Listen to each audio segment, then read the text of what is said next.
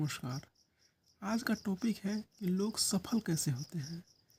सफल लोगों को क्या निशानियां हैं कि वो कैसे वहाँ तक पहुँच जाते हैं। तो सबसे पहले है उनका काम की योजना बनाते हैं। उनका पूरा माइंड क्लियर होता है कि उनको करना क्या है। सबसे पहले उन एकदम क्लियर रहते हैं, इधर उधर भटक नहीं पाएंगे। इसके बाद पहले वो योजना बनाते हैं कि करना क्या है। मान के चलिए एक एग्जाम्पल से हम लोग समझने का प्रयास करते हैं। आपने घर में देखे होंगे, अपने घर में आपकी मम्मी बनाती होंगी खाना, या कोई भी घर में खाना बनाने वाला है तो देखते हैं सबसे पहले योजना बनता है कि क्या आज बनेगा। सबसे पहले होता है कि क्या चीज़ का सब्ज़ी बनेगा, क्या आज खाना में बनेगा। तो योजना बन गया, उसके लिए सब फिर सामान लाया जाएगा। चलिए जैसे पनीर की सब्ज़ी बनेगी, पनीर बनने के लिए तो सबसे पहले योजना आया माइंड में कि आज ये बनेगा। उसके बाद क्या होगा, लोग जा कर के मार्केट से पनीर लाया जाएगा। इसके बाद हर चीज़ का प्रक्रिया, उसमें क्या क्या लगेगा, क्या क्या सामान लगेगा, क्या क्या वस्तु इस्तेमाल होगा, उसमें तेल से लेकर मसाला हर चीज़ का उपयोग लाइन बाय लाइन, बारी बाय बारी लिख करके उसमें हर चीज़ का उपयोग जो भी है योजना के तहत काम किया जाएगा।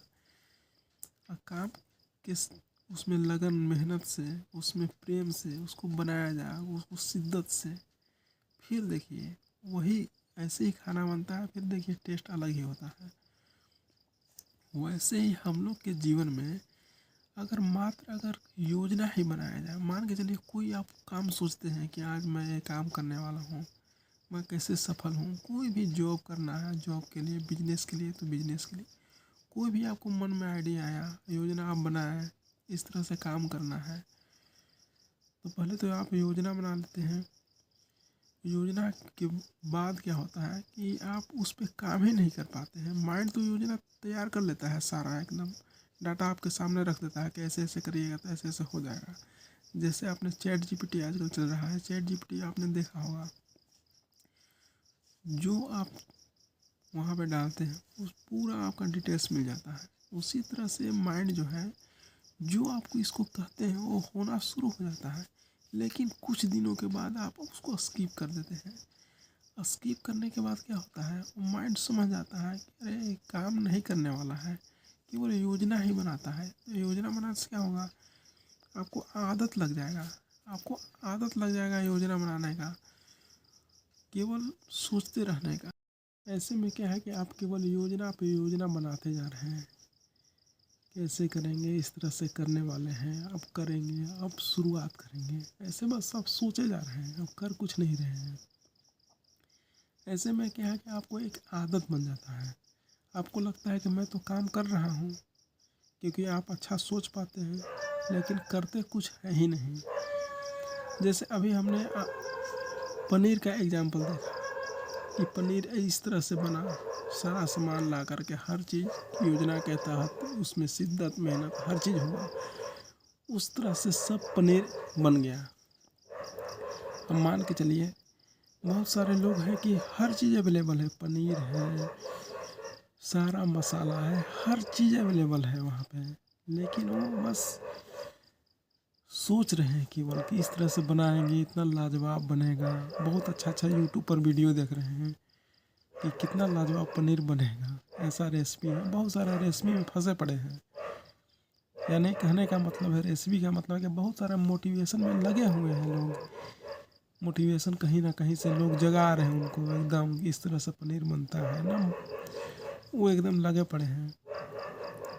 लेकिन जब तक आप जगेंगे नहीं, लगेंगे नहीं, उस काम को करेंगे नहीं, वो काम होगा ही नहीं।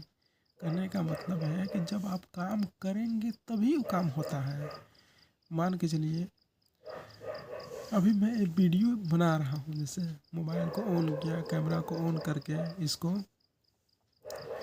वीडियो फॉर्म में ला करके बना रहा हूँ, इधर से मैं बोल रहा हूँ, शब्द वैसे वैसे गढ़ रहा हूँ, तभी जाकर ये वीडियो बन रहा है। अगर रख दिया जाए मोबाइल तो नहीं बन पाएगा। ऐसे कैसे संभव है।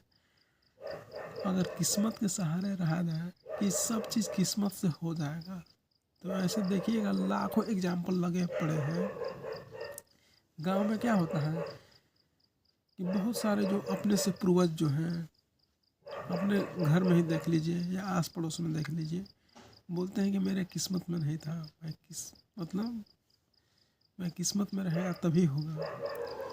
तो आपका कर्म कहाँ गया?